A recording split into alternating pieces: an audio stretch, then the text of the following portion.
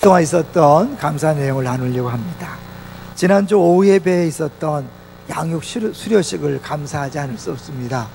1년 동안 양육받게 수고한 분들을 마음껏 축하하는 자리였는데요, 저는 수료식 때마다 좀 눈물이 날라 그래요. 마지막 순간에 이 화관, 꽃으로 만든 관을 쓰고 축하받는 모습을 보면서 마지막 우리가 주 앞에 갔을 때 의의 면류관 쓰고 우리보다 먼저 천국 가신 믿음의 선배들이 박수치면서 환영할 생각을 생각해 보면 너무 감격적인 것 같아요. 그것을 미리 맛볼 수 있다는 것도 너무 기쁘고요. 우리 목사님도 광고했지만 우리 교회에서 양육은요, 어쩌면 최고의 프로그램이 말할 수 있고, 하나님께서 우리 교회를 통해서 우리 성도들을 변화시키기 위한 가장 좋은 프로그램을 생각합니다. 꼭 받으시고요, 천국 가기 전에 화관 한번 쓰시고 박수 받고 축하받는 그런 기쁨을 꼭 맛보셨으면 좋겠습니다. 뒤에서 수고하신 모든 분들에게 감사한 마음을 전합니다. 두 번째로는 우리 광고했던 것처럼 월요일부터 목요일까지 베트남에 가서 위구석 집사님이 경영하시는, 이제 준비하시는 공장에 개업 예배를 드렸습니다. 듣기만 했지 실제로 가보니까 규모가 보통이 아니었어요. 그 정도 규모로 하면 한국에서는 직원이 한 200명 되는 그런 사업장 규모더라고요. 완전히 자동화를 했기 때문에 베트남 현지 직원들을 100명 고용할 예정이래요. 그래서 이미 한 열 몇 명은 고용이 돼서 준비를 하고 있더라고요. 근데 하나님께서 신기한 방법으로 도우신다고 기뻐하면서 우리 중보기도의 힘이 크다, 자기가 돌아오면 중보기도 팀한테 한턱을 꼭 쏘겠다고 그렇게 전해달라고 할 정도로 정말 하나님 일하심을 경험하고 있었고, 실제로 가서 예배를 드리면서 하나님이 크신 일을 볼 수 있었습니다.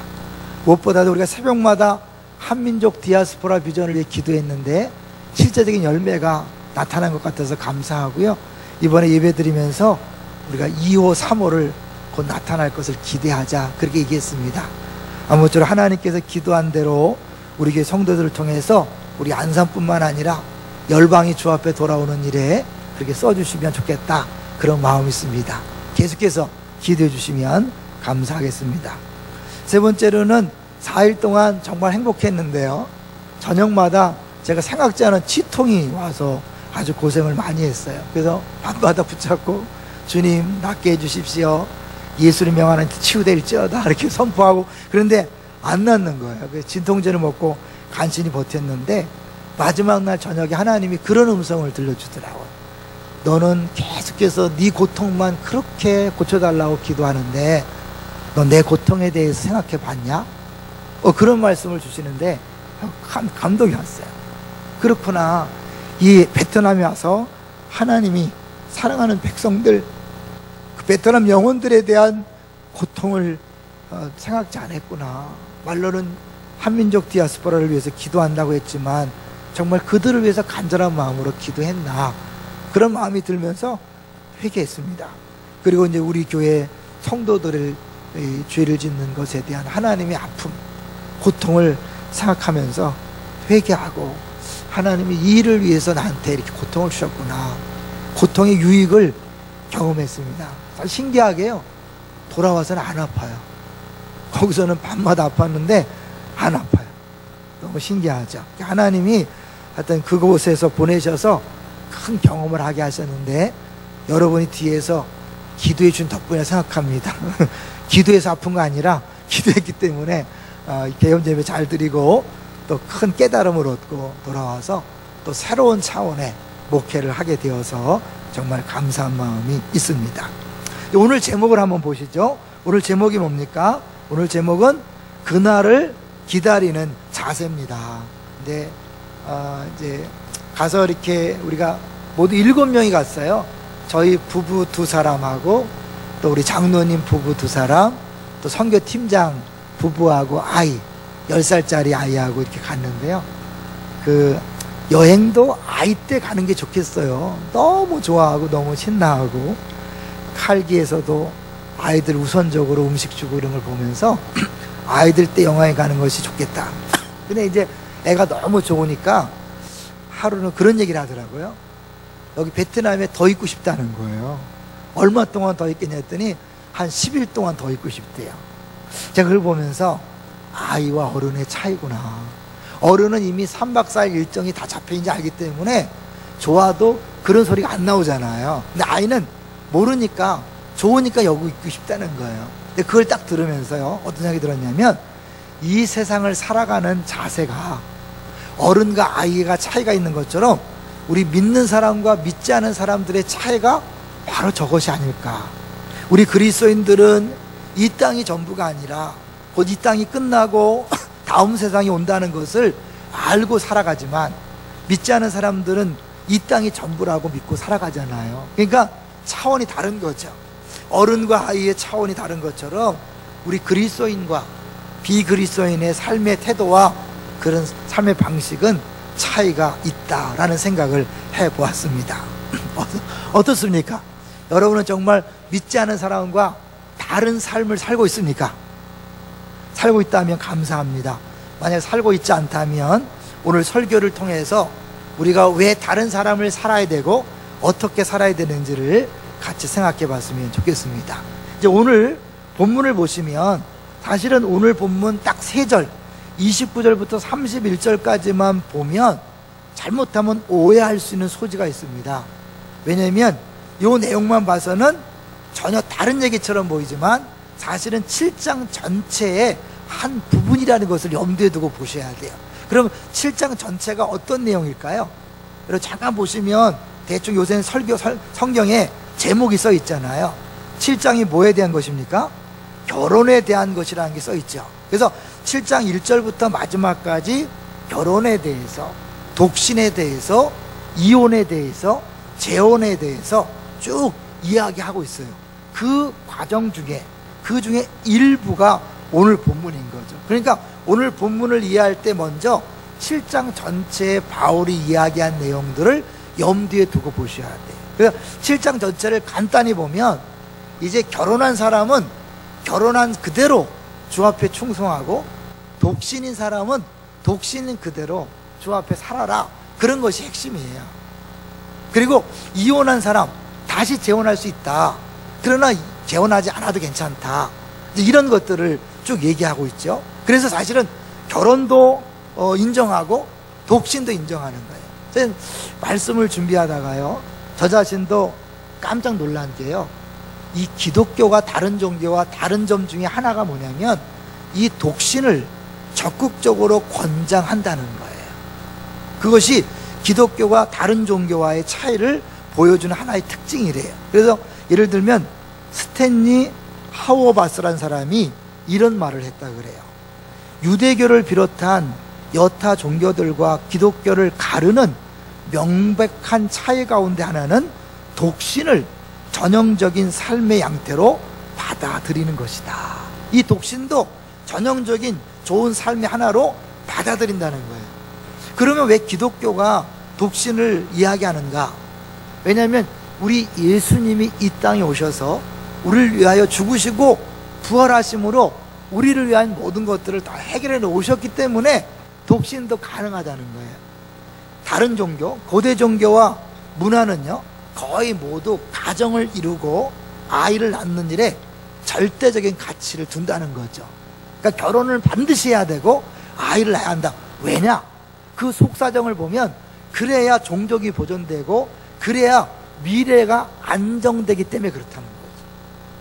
하나님이 없는 세계에서는 자녀를 키워서 잘 키워야만 자기 노후가 보장되기 때문에 반드시 결혼을 강조하고 심지어 결혼하지 않았을 때 강압적인 수단을 쓰게 됐다는 거예요. 그래서 로마 시대 때는요, 아우구스티누스 황제라는 사람은 만약 이혼한 사람이나 혼자 된 사람이 2년 내에 재혼을 하지 않으면 벌금을 물렸대요. 그런 강제적인 제도가 있었다는 거예요. 그렇지만 오늘 7장에 보면 이혼한 사람이, 혼자 된 사람이 그냥 혼자 사는 것 좋다, 참을 수 있다면 혼자 살아라 라고 그렇게 이야기하므로 싱글로 사는 것에 대하여 허용하는 것을 볼 수 있습니다. 그러면 이렇게 다른 종교와 달리, 다른 문화와 달리 우리 기독교에서 싱글을 인정할 수 있는 이유는 뭐냐? 딱 하나, 잘 기억하세요. 하나님이 너무나도 풍성하게 다 채워주셨기 때문에 더 바랄 것이 없어서 싱글로 사는 것도 가능하다. 그렇다고 모든 사람이 다 싱글로 살아라 아닙니다. 오늘 이 7장에서 보면 하나님께서 혼자 살도록 그렇게 은사 주신 분들, 정해진 분들은 혼자 살아도 된다는 거예요. 내가 결혼 조건을 따져서, 너무 좋은 조건을 따져서 결혼 상대자가 없어서 혼자 사는 거 원하는 건 아니에요. 정말 하나님께서 나에게 혼자 살도록 허락했다, 그러면 혼자 살아도 괜찮은 거예요. 그러니까 여러분 주변에서 노처녀 노총각한테 이상한 눈으로 보지 마세요. 그래서 스트레스잖아요. 왜 결혼 안 하냐, 언제 하냐 묻지 않아도 괜찮아요. 놔두세요. 본인이 알아서 결정하도록 뒤에서 기도만 해주세요. 다만 본인은 너무 나 자신을 위한, 나 자신의 행복을 목적으로 그렇게 사람을 골라서 오래 장가가지 못하고 시집가지 못하는 일은 조심하셔야 된다는 걸 전제를 하는 거예요. 자, 이렇게 이런 전제를 깔고 29절을 보겠습니다. 그러니까 성경은 결혼한 것도 인정하고 독신도 인정하는 거예요. 이제 여러분, 이거 기본이에요.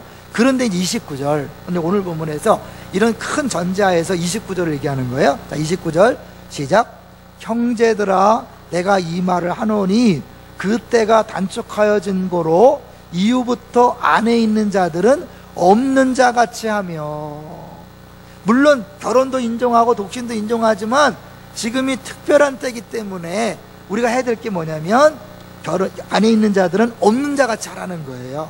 그럼 안에 있는 자 없는 자 같이 하는 것은 뭘까요? 성생활 하지 말라는 걸까요? 아내를 책임지지 말라는 걸까요? 아니에요.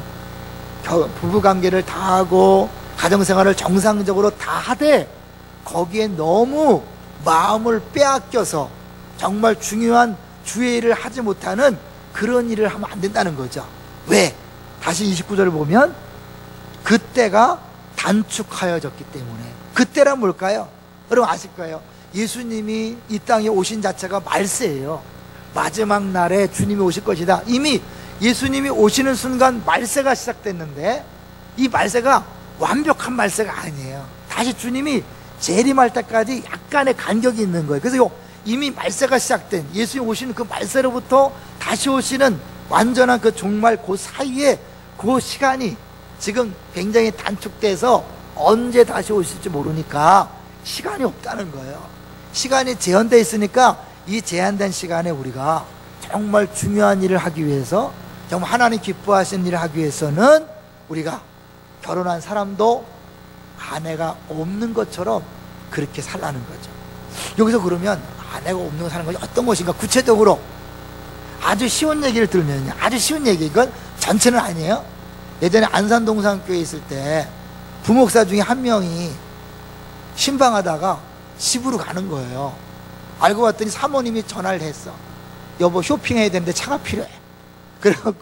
그래서 신방하다 말고 아내 사모님을 위해서 간 거예요. 그걸 알려줘서 난리가 났어요. 아주 극단적으로 이렇게 하지 말라는 거예요. 주의 일이 방해가 되도록 그렇게 만든다는 거죠. 이건 아주 극단적인 예죠. 더 나아가서 아내 때문에, 자식 때문에, 부모 때문에 내가 하나님께서 맡겨진 일들을 감당하지 못할 정도로 그렇게 마음을 빼앗기면 안 된다는 거죠. 여기서 해석이 좀 어렵기 때문에 비슷한 얘기를 이제 다른 얘기처럼 하는 거예요. 결혼 얘기를 하다가 갑자기 30절 31절을 왜 하는가?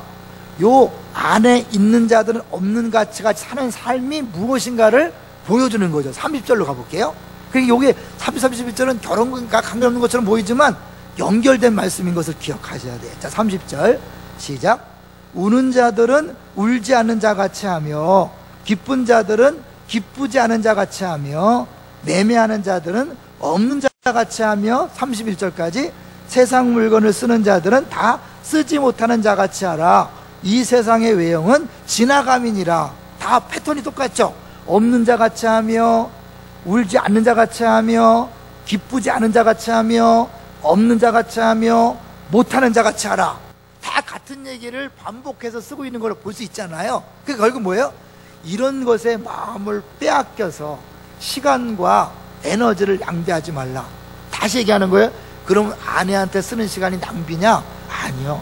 정상적인 부부관계 이런 것들을 얘기하는 게 아니라 거기 너무 마음을 빼앗겨서 정상적인 신앙생활을 못하는 것을 이야기한다 그랬죠. 근데 그러면 30절을 가만히 보면요, 이 우는 자들은 울지 않는 자 같이 하고 기쁜 자들은 기쁘지 않은 자 같이 하라. 이제 제가 이번 주에 갔다 와서 얘기하면요, 예전에 97년도에 처음으로 성지순례를 안산동산교회에서 부목사 때 보내준 적이 있어요. 딱 이제 10일 동안 갔다 왔는데요, 딱 갔다 오니까 이 코에 바람이 들어가는 거 있죠. 와, 나가보니까 너무 좋은 거 있죠. 또 나갔으면 좋겠다, 이런 마음이 드는 거예요. 예를 들면 내가 지금 주어진 일에 기쁘잖아요. 그 기쁨에 취해서 이제 다른 것이 안 보이고 거기에만 마음을 빼앗기는 거죠. 이런 거는 하지 말라는 거예요. 우리 한국교회가 가난할 때는 신앙생들을 잘했어요. 근데 재정적으로 여유가 생기면서부터 문제가 발생했어요. 여름에는 휴가 간다고 막 주일날 빼먹죠. 놀러 간다고. 연휴가 끼면 외국 간다고 막 빼먹죠. 겨울엔 스키 타러 간다고 막 빼먹어요. 이 자동차가 있으니까, 돈이 좀 여유가 있으니까 그것 때문에 어떻게 해요? 자꾸 쾌락을 즐겨하면서 신앙생활이 등한시되는 거예요. 그리고 이런 것에 대해서 이제 막을 수 없는 흐름이 된 거죠. 예를 들면 그런 거예요. 내가 좋은 것을 만나서 그때 좋고 감사하다, 그러니까 하나님 위로하셨구나, 더 열심히 주의를 하자, 이래야 되는데 이 감사와 이 기쁨에 너무 취해갖고 어떻게 해요? 그 기쁜 순간만 계속 생각하는 거야. 그러니까 어때요? 이 기쁨에 취해 있다 보면 집안일이 힘든 거야, 교회 일이 피곤한 거야, 차라리 이게 편한데, 이러면서 이게 마음을 빼앗기면 안 된다는 거예요. 또 우는 사람 있잖아요. 사실은 뭐 아내를 잃고 남편을 잃고 부모의 장례를 치르고 또 자식이 대학교 떨어지고 사업이 어렵고 슬프잖아요. 그걸 울지 말라는 게 아니에요. 우는 거예요. 장례 때 울어야 돼요. 근데 그 울음이 거기서 끝나야 되는데 막 한 달이고 두 달이고 세 달이고 계속 그 슬픔에 젖어서 아무것도 하기 싫어, 난 너무 힘들어서 싫어, 당분간 교회도 안 나가고 패밀리 예배도 안 하고 교사도 쉬고 순장도 쉴 거야, 이러면 안 된다는 거예요. 근데 우리는 의외로 내 감정과 거기에 매여서, 그 감정에 매몰되어서 정상적인 신앙생활을 안 하고 시간을 빼앗기고 에너지를 빼앗기는 분 많이 있어요. 근데 이게 습관처럼 오시는 분이 있잖아요. 조금만 어려우면 최소한 몇 주는 주일날 빠져. 그리고 너무 힘이 없어서 완전히 매갈이 없어서 하다가 또 회복되고, 또 무슨 일 있으면 또 이렇게 하고, 이런 경우 있어요. 또 어떤 사람은 좀만 기쁘면 콧바람이 들어가서 그냥 막 그거를 막 추구하고, 그런 경우 있잖아요. 근데 그런 걸 다 얘기하는 거예요. 하여튼 모든 경우, 기쁜 일이든 슬픈 일이든 심지어 가정의 남편과 아내 관계든 배매하는 일이든 세상 물건을 쓰는 자든 다 뭐냐면 그런 것에 너무 마음을 빼앗겨서 정말 중요한 순간에 중요한 일들을 하지 못하는 그런 일을 하면 안 된다라고 이야기하는 거예요. 왜요? 때가 단축해졌습니다. 우리에게 주어진 시간이 얼마 남지 않았기 때문에. 여러분, 정말 주의 재림이 오늘 밤에라도 있을 수 있다는 것을 믿습니까? 설마 그렇잖아요. 오지 않겠지. 아니에요. 올 수 있어요. 도적까지 오신다 그랬기 때문에 언제 오실지 몰라요. 이거 약속은요 2000년 전부터예요. 여러분, 속지 마세요. 아직도 많은 족속에게 복음이 전파되지 않았기 때문에 안 왔다. 아니에요. 이거는 바울 사도가 초대교회 때부터 얘기했어요. 예수님 말씀 몰라서 그런가? 아니에요. 이미 바울은요 자기 자신이 도시마다 복음을 전하고 교회를 세운 다음에 이미 모든 지역에 다 복음이 전했다고 인정했어요. 주님께서 말씀하신 걸 이뤘다고 생각했어요. 그래서 그는 했기 때문에 모든 족속 모든 민족에 일일이 다 복음이 전해진 다음에 그때 재림 온다, 그렇게 생각했는데 아직도 멀었다, 몇십 년 남았다, 이렇게 생각하시면 안 돼요. 주님이 도적같이 올 수 있어요. 믿습니까? 기대하셔야 돼요. 그리고 주님이 재림이 멀었다 할지라도 뭐예요? 나의 종말이 언제일지 모른다는 것을 여러분 아셔야 돼요. 봉변이란 말과 능변이란 말이 있다는 거 아세요? 봉변은 뭐예요? 갑자기 당한 어려움이잖아요. 그는 이 봉변은 예상치 못한 변화를 갑자기 당해서 어려움을 당하는 게 봉변이에요. 능변은 뭐냐면 내가 미리 변화를 예상하고 그것에 대해 준비했다가 맞이하는 게 능변이래요. 이걸 보여주는 게 참얼미라고 해요. 운전할 때는 멀미를 안 하는데 왜 옆에 타면 멀머리 할까요?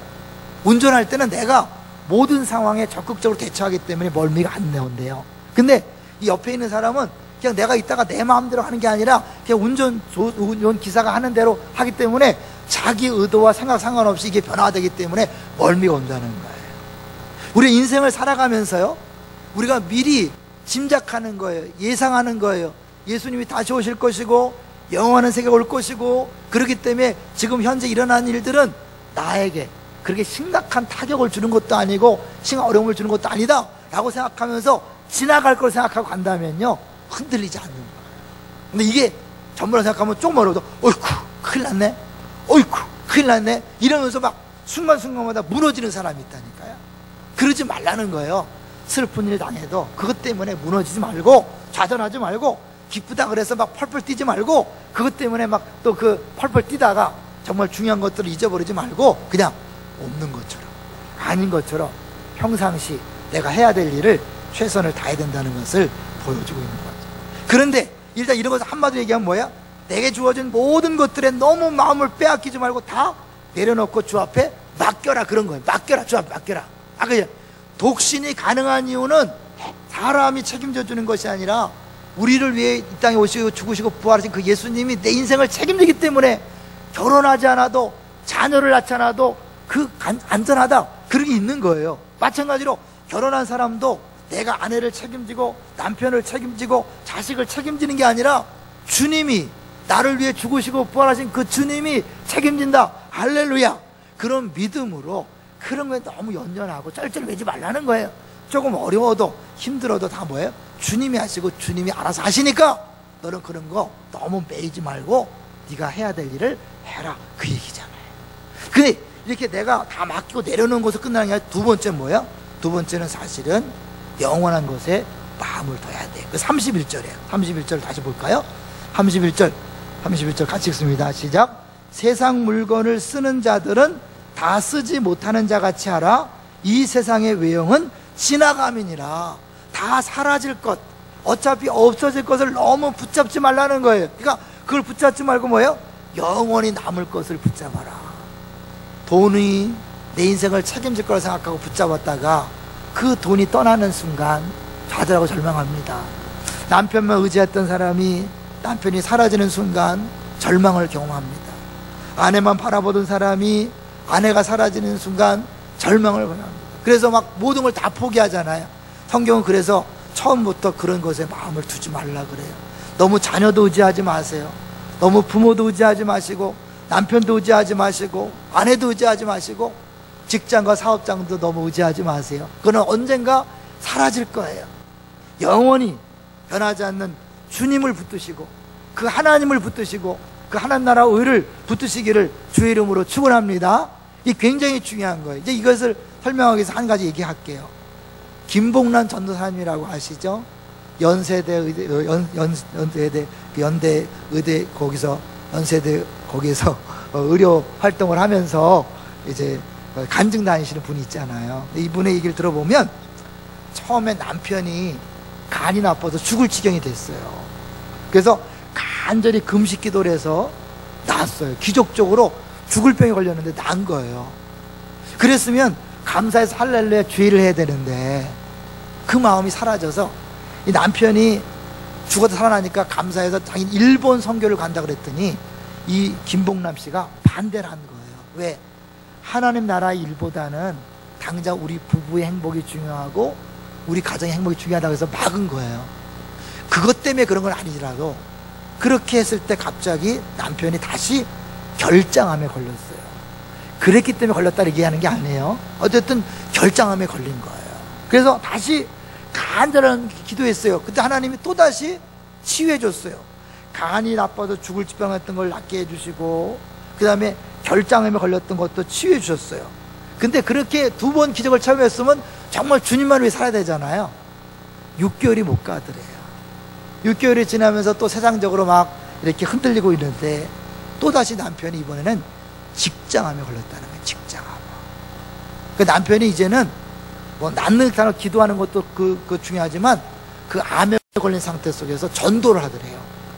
그 옆에서 볼 때 자기는 싫었대.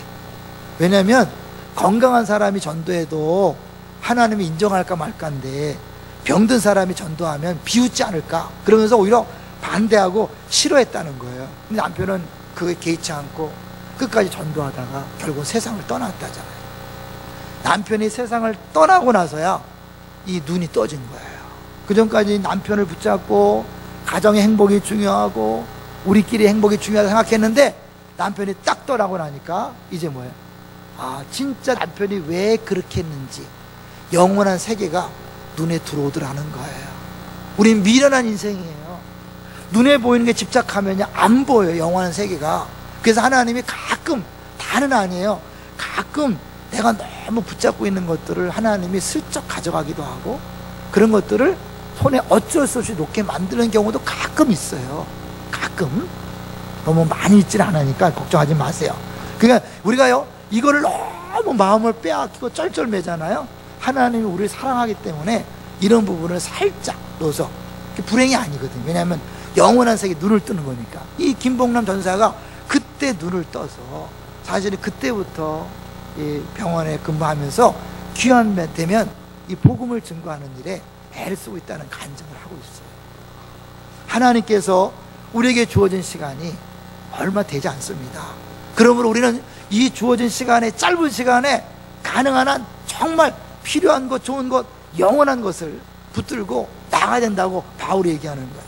이번에 그 베트남에 가서 이제 개업 예배도 드리고 현지 교회도 방문했어요. 여의도 순복음교회에서 2년 전에 이제 파송하신 분이 교회를 이렇게 섬기고 있는데 큰 건물에 4층부터 1층까지를 다 쓰고 있더라고요. 그리고 1층을 멋진 유치원을 꾸며놨는데 애들이 안 온대, 애들이. 그러고 있어요. 그래서 제가, 야, 2년 만에 대단하다. 어떻게 이렇게 큰 건물을 빌려서 하는가. 그랬더니 이분이 그런 얘기를 하더라고요. 여의도 순복음교회 자기를 파송하면서 단 1년만 지원해 주겠다. 1년 후에는 독립해야 된다. 그렇게 얘기하더래요. 그러면서 한쪽에서는 1년 동안 다른 거 하지 말고 어학연수만 집중해라. 언어 연구에 집중해라. 근데 가만히 생각해보니까 1년 지나고 나면 끊어지는데 내가 언어만 배우고 있다가 그러면 어떻게 될 거냐. 그래서 그때 정신이 번쩍 나갔고요. 1년 동안 정말 힘을 다해서 했다는 거예요. 뭘 얘기하죠? 1년이란 시간이 딱 정해지니까요, 그 1년 동안에 무엇을 할 것인가를 선택하는 거죠. 저희가 사실 이제 1박 2일 동안 관광지 다녀왔는데 그 얘기를 하더라고요. 자기는 2년 있으면서 거기 못 가봤대. 그 얼마나 2년 동안 죽을 힘에 달하는지 아시겠죠? 그 내게 주어진 시간이 정해져 있다, 한정되어 있다 생각하면 그 짧은 시간에, 주어진 시간에 무엇을 하실 것인가는 선택을 해야 된다는 거죠. 이것저것 다 하면 안 되는 거예요. 여기도 마음을 빼앗기고 저기도 마음을 빼앗겨서는 할 수 없다는 것을 성경은 얘기하는 거예요. 그게 어때요? 때가 단축해졌으니까 이제는 내가 우는 일에 마음을 빼앗기고 너무 기뻐해서 마음이 들떠서 빼앗기지 말고, 장사하면서 그 물건을 사다 놓고 너무 좋다 막 쓸고 닦고 막 차 막 세차하는 일에 너무 집중하고 그러지 말라는 거예요. 차를 꾸미는 일에 너무 집중하는데 교회는 청소도 하나도 안 하시는 분 있잖아요. 그렇게 너무 하지 말고 거기에 시간을 너무 빼앗기지 말고 영원한 것을 붙들라고 얘기하는 거죠. 요한일서 2장 17절에 보면, 화면 한번 띄워주세요. 요한일서 2장 17절에 보면 이런 말씀이 있어요. 제가 읽어드릴게요. 이 세상도 그 정욕도 지나가되 오직 하나님의 뜻을 행하는 자는 영원히 거하느니라. 이 세상도 그 정욕도 다 지나가는 거예요. 내가 나를 책임지고 나에게 복 줄 것 같고 나를 인생을 책임질 것 같은 그 직장이, 그 사업장이, 남편이, 아내가, 그 물질이, 건강이, 자녀가 어느 한순간에 싹 사라져 갔을 때 절망하지 말고 그건 주 앞에 맡기고요, 하나님의 뜻을 행하는 사람, 그 사람이 영원히 거한다고 하잖아요. 사실 이것이요, 그냥 단순히 막 신앙적으로 해라 의무가 아니라 이럴 때 여러분이 흔들리지 않는 기쁨이 있어요. 왜냐하면 흔들리는 것을 붙잡고 있으면 늘 두려움이 있는 거예요. 왜 재물을 땅에 쌓아두지 말라 그러냐면, 땅에 쌓아두면 어떻게 해요? 늘 이것이 잘 있나, 도둑 맞으면 어떡하나, 내 자녀가 잘 될까, 대학교 떨어지면 어떡하나, 우리 직장이 잘못되면 어떡하나, 사업이 잘못되면 어떡하나, 아내가 좀 머리만 아파도 암 아닌가, 막 이런 게 늘 내가 그것을 붙잡고 있는 한 늘 근심 걱정이 떠나지 않는 거예요. 근데 그거는 주 앞에 맡겨버리고 나는 영원한 것을 붙잡을 때 내 마음이 요동하지 않는. 목사는 안 그런 것 같아요. 목사도 설교하는 목사지만요, 저도 이 교회에 일이 생기면요, 그것이 마음을 눌러요. 그러면 생각하는 거죠. 생각하는 거예요. 이것이 내 일이냐 주의 일이냐. 내 일이라 생각하면 내가 해결하려고 하면 너무 힘든 거예요. 근데 주님의 교회, 주님이 하신다 인정하고 주 앞에 맡기는 거예요. 그건 주님 앞에 맡기고 나는 뭐예요? 내가 정말 목사로서 정말 책임지고 해야 될 그 영원한 하나님께서 원하시는 그런 것에 집중하면 마음에 평안하고 기쁨이 있는 거예요. 그러니까 끊임없는 이 싸움을 하는 거예요. 여러분 생각해보세요. 죄악은요, 내가 안 지으려고 한다고 되는 게 아니에요. 막 이 세상을 버려야지, 이 세상을 놔야지, 안 돼요. 이거는 놓으려고 할수록 더 마음이 가는 거예요. 놔두고요, 영원한 것을 자꾸 바라보세요. 그러면 영원한 것을 바라보고 영원한 것이 눈에 들어오면 이게 뭐야? 작게 보이는 거예요. 이거를 막 놔야지, 물질에서 욕심을 놔야지, 용서해야지, 막 자식에 대해 마음을 놔야지, 나는 맡겨야지, 이렇게 되는 게 아니라 그거 계속 보면 안 되고 이쪽에 정말 하나님께서 진짜 원하시는 그 영원한 것에, 복음에 대하여, 예수 그리스도에 대하여, 하나님 나라 의에 대해 말이 아니라 실제로 그것에 대해 진짜 여러분 관심을 갖고 그것에 집중하면 이런 것들이 저절로 내 마음속에서 떠나가면서 자유함이 있는 거예요. 자, 그럼 요거를요, 제가 오늘 본문을 메시지 성경으로 한번 읽어드리면 너무 쉽게 와닿아요. 제가 오늘 29절부터 31절까지를요 메시지 성경이라는 번역으로 한번 읽어드릴게요. 잘 들어보세요. 여러분, 오늘 여러분이 갖고 있는 성경과 한번 비교하면서 들어보세요. 친구 여러분, 나는 시간이 아주 중요하다는 점을 말씀드리고 싶습니다. 낭비할 시간이 없으니 여러분의 삶을 쓸데없이 복잡하게 만들지 마십시오. 결혼 생활이든 슬픈 일이나 기쁜 일을 만나든 무슨 일을 하든지 단순하게 사십시오. 어떻게 하라는 거야? 그 다 주 앞에 맡기면 돼요. 쇼핑 같은 평범한 일을 할 때에도 그렇게 하십시오. 세상이 여러분에게 억지로 떠맡기는 일을 가급적 삼가십시오. 여러분도 보다시피 이 세상은 소멸해 가고 있습니다. 내가 붙잡아도 소멸해 가고요, 안 붙잡아도 그거는 하나님 정하신 때에 없어지고 헤어지고 그러는 거예요. 그걸 붙잡은다고 되는 게 아니라니까요. 주님이 주시면 받고 안 주시면 안 되고, 이렇게 놔두고 영원한 것, 절대 흔들리지 않고 변하지 않는 그 주님, 그 주님의 사랑, 그 주님의 은혜, 그것을 붙잡고 그 나라 오일을 붙잡으세요. 이게 좀 막연하게 보이지만 여러분이 실제로 그것을 붙잡는 순간 신기하게 마음에 평안이 있는 거예요. 감사가 있는 거예요. 감격이 있는 거예요. 그럼 어떻게? 담대해지죠. 이런 것에 대하여 담대해지는 거예요. 이걸 내가 막 끓이탕을 하고요, 관심 갖고요, 어떻게 해결할까 막 고민한다고 해결되는 게 아니잖아요. 나만 힘들죠. 더 어렵잖아요. 이건 주 앞에 맡겨 내려놓고요, 영원한 것을 자꾸 바라보세요. 그것은 신비한 체험이기 때문에 여러분 해보셔야 돼요. 이제 마지막을 사는 자세, 간단한 얘기를 한번 하고 마치려고 합니다. 제가 선부동에 있는 시민교회 갔다 오다가요, 길거리에서 어떤 분이 팻말을 들고 전도를 하는데 보니까 베리칩을 받지 말고 천국 갑시다. 제 집순에도 얘기했죠. 베리칩이 666이 아니라고. 예전에는 바코드를 666이라 그랬어요. 666은요, 그 당시에 네로 황제를 얘기하는 거예요. 그 당시에 짐승의 표는 로마 시대가 요구했던 그런 표예요. 지금 말하는 게 아니에요. 그런데 이제 나중에 666이 바코드 얘기했다, 이제 베리칩 얘기 다음에는 또 비유를 하니까 막 바코드, 베리칩, 그 다음에 보고 뭐 나올지 몰라요. 그거 아니에요. 그러니까 내가 예수님이 재림한다고 그렇게 들고 막 하면서 하는 게 아니라 정상적으로 여러분이 가정생활하고 직장생활하고 사업하시되 없는 것처럼 거기 너무 마음 빼앗기지 말고 하는 게 주님 재림을 기다리는 사람의 자세인 거예요. 재림이 가까웠다고 다 때려치고 하라는 게 아니에요. 오해하지 말라고 얘기했죠. 아내가 없는 것처럼 알았으니까 다 때려치고 나는 오로지 전도하겠다, 그게 아니라니까요. 여러분 부부생활하고 가정생활하고 직장생활, 사업장생활 하지만 그러나 그것에 너무 마음 빼앗기지 말고 하라는 거예요. 또 하나는 뭐냐면, 여러분 아마 뉴스에 들어봤을 텐데 죽은 남편이 숨겨둔 65억대 금괴 사건 아시죠? 한 노랭이 부자가 돈을 모으는 대로 금괴를 만드는 거예요. 그래서 자그마치 금괴 130개를 숨겨놓고 죽었어.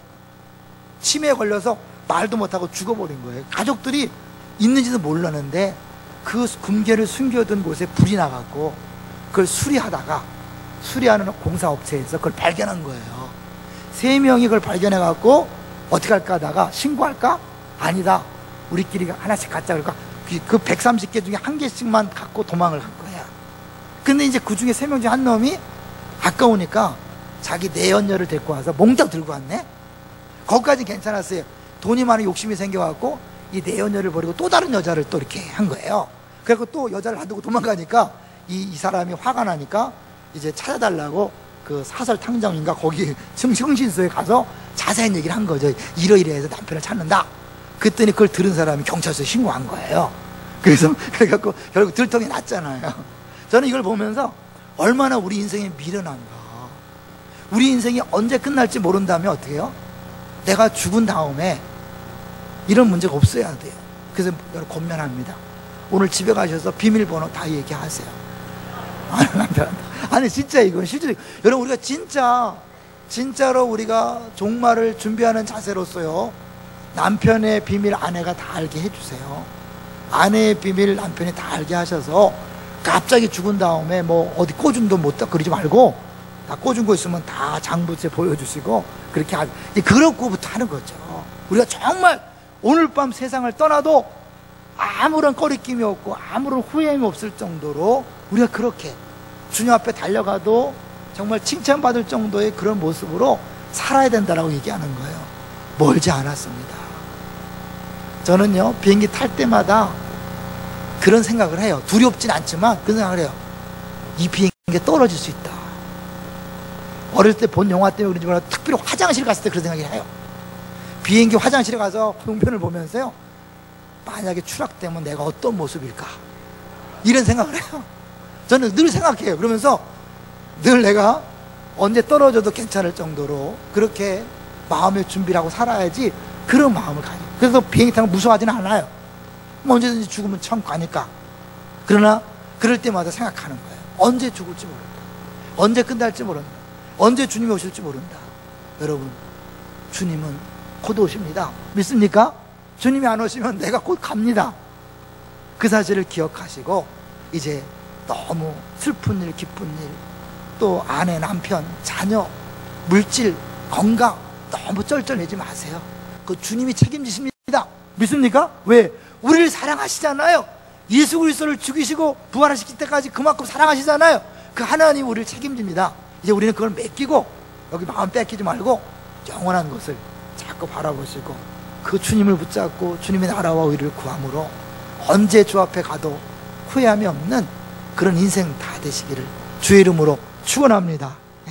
우리 주본 한번 보시죠. 주본 한번 보시고요.